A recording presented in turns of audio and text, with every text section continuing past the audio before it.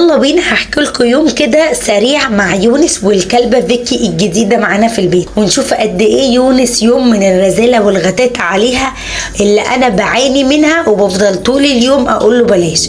في البدايه هو قرر انه يلبس ويضرب الطقم الامور زي ما انتم شايفين كده والنضاره بتاعته الصفراء المريبه دي، وقرر ان هو كل لما تبعد عنه يبدا يقرب منها زي ما انتم شايفين. هي جايه لي عايزه تلعب معايا فانا بلمس عليها وبعطف عليها وهي بتحبني قوي. يونس بتحبه كمان بس هو ساعات بيبقى فيه جرعه. هنا هي كانت بتستنجد بيا بتقرب مني، يونس طبعا ما سابهاش، قرب منها زي ما انتم شايفين كده وبدا ان هو يشيلها. هي هنا في اللقطه دي كانت عايزه تعضه وبعد كده قالت بلاش ده تبعنا ودخلت تحت الكرسي هربا منه. يسيبها؟ لا طبعا، قرب منها بدا ان هو بصوا يقرب وشه منها شويه شويه هيبوسها وكل ده وهي مش فاهمه ليه هو بيعمل كده. بعد كده هربت منه وراحت الناحيه التانيه، قعدت المس عليها. وهنا كانت الولاد جم كلهم حبايبي ملايكة. بدأت يونس كان بيتخانق مع مليكة في الفترة دي وهو طبعا بيبص على ايه اللي بيحصل في الدنيا حواليه ولا يبالي، مادام هم سايبيني في حالي فانا 100. في اللحظه دي بقى مالك قرر ان هو يلمس عليها، بس مش اي تلميس والسلام، هتشوفوا دلوقتي هيعمل ايه.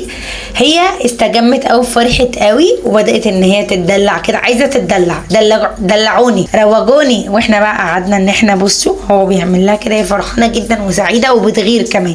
هي بتنام على ظهرها عشان يزغزغوا، كلبه يعني رايقه قوي، بصوا متدلعه او فرحانه او باللعبه دي. وبعد كده مالك طبعا ما سابهاش في حالها، قعد يعمل لها مساج في دماغها زي ما انتم شايفين كده ولا كانها بتعمل سشوار، والاغرب ان هي سمحت له وسكتت له. المهم بعد كده يونس طبعا ما سابنيش في حالي، هو ما صدق وقرر ان هو عايز يلبسها نضاره باي شكل. ومن كتر ما قررت ان انا لازم اعمل كده يا اما مش هيسيبها، لبستها النضاره على ديلها وقلت يلا يا يونس عدي الدنيا.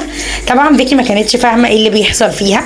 بعد كميه الناس والاشخاص والتلزيق ده كله، ايوه لو وصلتوا لحد هنا يلا بسرعه لايك وسبسكرايب وفعلوا زر الجرس وهنزل لكم يوميات وتحديات قويه جدا مع يونس. طبعا هنا زي ما واضح يونس قرر ان هو يوريكم الاوت فيت الجامد بتاعه، قول الله زي ما احنا شايفين كده، وبيوري فيكي وفيكي طبعا متفاجئه هو في ايه اللي بيحصل حواليها.